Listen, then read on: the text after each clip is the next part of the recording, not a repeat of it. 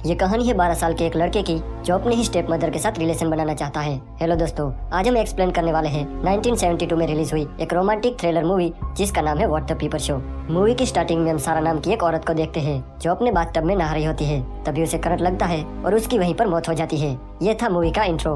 अब स्टोरी 1 साल बाद की दिखाई जाती है, जहां हम देखते हैं एलिस नाम की एक लड़की को जो अपने हस्बैंड पॉल के घर आई हुई थी। एलिस पॉल की दूसरी वाइफ थी और सारा जो थी वो पॉल की पहली वाइफ थी, जिसे हमने स्टार्टिंग में मरते हुए देखा था। पॉल एक बिजनेसमैन था, इसलिए वो किसी काम से बाहर गया हुआ था और एलिस को पॉल ने अपने 12 साल के बेटे मार्कस का ख्याल रखने के लिए भेजा था। एलिस मार्कस की स्टेप मदर थी, इसलिए उसका भी फर्ज बनता है मार्कस का ख्याल रखना। पॉल ने एलिस को बताया था कि मार्कस अपने बोर्डिंग स्कूल गया है और वो 1 हफ्ते बाद घर लौटेगा, इसलिए एलिस वहाँ पहले ही पहुँच गई थी। लेकिन जब वो वहाँ पहुँचती है तो वो देखती है कि मार्कस तो घर पर ही है। जब एलिस उसका रीजन पूछती है तब मार्कस कहता है कि उसे स्कूल से छुट्टी मिल गई क्योंकि स्कूल में चिकन पॉक्स फैल गया है। तो एलिस उस पर यकीन कर लेती है, पर उसे ये सब थोड़ा अजीब जरूर लग रहा था। वो हैरान थी क्योंकि मार्कस एज में भले ही छोटा था पर वो ऐसी बातें करता था जैसे वो कोई बच्चा नहीं बड़ा आदमी हो। अगली सुबह एलिस को पॉल का कॉल आता है और पॉल मार्कस से बात करना चाहता था, तो एलिस मार्कस को फोन देने जाती है। उस टाइम मार्कस बाथटब में नहा रहा था। एलिस उसे फोन देती है और वो पॉल से बातें करता है। उसकी बात हो जाने के बाद एलिस पॉल से बातें करती है। जब एलिस पॉल से बात कर रही थी तब मार्कस एलिस के पास आता है और उसे गंदी तरह से टच करने लगता है। मार्कस का ऐसा बिहेवियर देखकर एलिस हैरान हो जाती है, साथ ही उसे गुस्सा भी आता है, पर वो उसे बिना कुछ कहे वहाँ से चली जाती है। जैसे जैसे टाइम बीतता है हमें पता चलता है कि मार्कस का कोई दोस्त नहीं है, साथ ही मार्कस एक बिगड़ा हुआ लड़का होता है।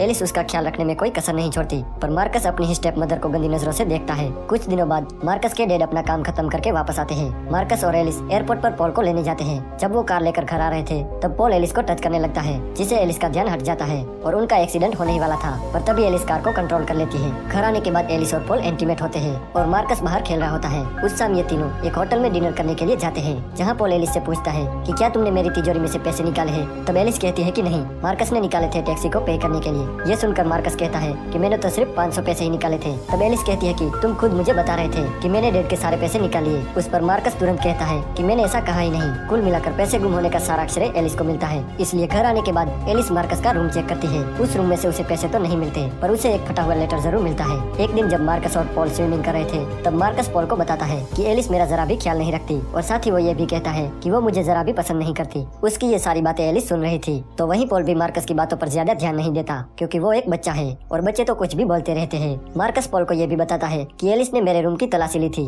पॉल एलिस को उसके बारे में पूछता है और वो उसे कुछ नहीं बताती। एक दिन एलिस मार्कस के बारे में पता करने के लिए स्कूल जाती है, जहाँ उसे पता चलता है कि मार्कस की कोई छुट्टियां नहीं चल रही, बल्कि उसे तो स्कूल से निकाल दिया है। उन्होंने एक लेटर भी भेजा था पर मार्कस ने उसे डिस्ट्रॉय कर दिया था। उसके टुकड़े एलिस को मार्कस के कमरे में मिले थे। स्कूल में उसे पता चलता है कि मार्कस आसपास के घरों में जासूसी करता है और लोगों को इंटीमेट होते देखता है। साथ ही वो स्कूल के आसपास भटकने वाली बिल्लियों को जान से मार देता है। उसकी उल्टी हरकतों की वजह से उसे निकाल दिया गया है। एक दिन एलिस पॉल के साथ एक पार्टी में जाती है, जहां उसकी मुलाकात सोफी नाम की एक औरत से होती है। वो बताती है कि सारा मेरी फ्रेंड थी और उसकी बाथटब में डूबने से मौत हो गई थी। अब एलिस को ये लगने लगा था कि मार्कस ने ही सारा को मारा था। एलिस ये सब पॉल को समझाने की कोशिश भी करती है। वो उसे मार्कस के बारे में भी बताती है, पर पॉल उसका यकीन नहीं करता। उल्टा उन दोनों की बहस हो जाती है। एक रात एलिस किसी काम से ऊपर वाले स्टोर पर जाती है, तभी वो देखती है कि उसके बेडरूम की छत पर एक हॉल है जिससे उसका बेड दिखाई देता है। ये देख के उसे तुरंत मार्कस का ख्याल आता है और उसे पता चल जाता है कि मार्कस उन दोनों को इंटीमेट होते देखता है। तो एलिस तुरंत मार्कस के पास जाती है और उसे पूछती है कि वो उन दोनों को क्यों देखता है। तब मार्कस कहता है कि मुझे ये सब करना अच्छा लगता है। एलिस उसे पूछती है कि क्या वो सारा को भी इस तरह से देखता था। तब मार्कस कहता है कि सारा को देखने में उसे मजा नहीं आता था और कहता है कि वो तुम्हारी तरह हॉट नहीं थी। अब यहाँ एलिस मार्कस से पूछती है कि सारा की मौत कैसे हुई। तो मार्कस कहता है कि उसे दिल का दौरा पड़ा था। ये सुनकर एलिस कहती है कि तुम झूठ बोल रहे हो, उसकी मौत करंट लगने से हुई थी। एलिस उसे कहती है कि तुम बहुत कुछ जानते हो पर तुम बता नहीं रहे हो। इस पर मार्कस कहता है कि मैं ये सब तुम्हें क्यों बताऊं, मुझे इसमें क्या मिलेगा। तब एलिस उसे पैसे ऑफर करती है पर वो मना कर देता है और कहता है कि उसे एलिस चाहिए। तब एलिस एक एक करके अपने कपड़े उतारने लगती है और मार्कस उसके सवालों के जवाब देने लगता है। वो कहता है कि सारा को एक हार्ट कंडीशन थी जिसके बारे में किसी को पता नहीं था। उसने ये बात पॉल को भी नहीं बताई थी। मार्कस कहता है कि उसे ये बात डॉक्टर के एक लेटर से पता चली है। तब एलिस को लगता है कि मार्कस झूठ बोल रहा है और वो उसकी बातों पर बिल्कुल यकीन नहीं करती और वहाँ से चली जाती है। इसके बाद एलिस वो हॉल पॉल को दिखाती है, पर जब वो वहाँ देखते हैं तो वहाँ कुछ भी नहीं था। एलिस पॉल को बताती है कि मार्कस उसके कमरे में झांकता रहता है, पर पॉल उसकी बातों पर यकीन नहीं करता और उसे भी अब लगने लगा था कि एलिस अब पागल होती जा रही है। पर एलिस हार नहीं मानती। वो सारा की मौत पर रिसर्च करती है और उसे पता चल जाता है कि मार्कस ने ही सारा को मारा था। मार्कस ने सारा के बाथटब में एक खराब हीटर लगा दिया था जिसे उसे शॉक लगा और उसकी डेथ हो गई। अब इसके बाद एलिस मार्कस से और भी बातें पता करना चाहती थी, इसलिए वो मार्कस से पूछती है कि उसने सारा को क्यों मारा। तब मार्कस कहता है कि उसे सारा जरा भी पसंद नहीं थी।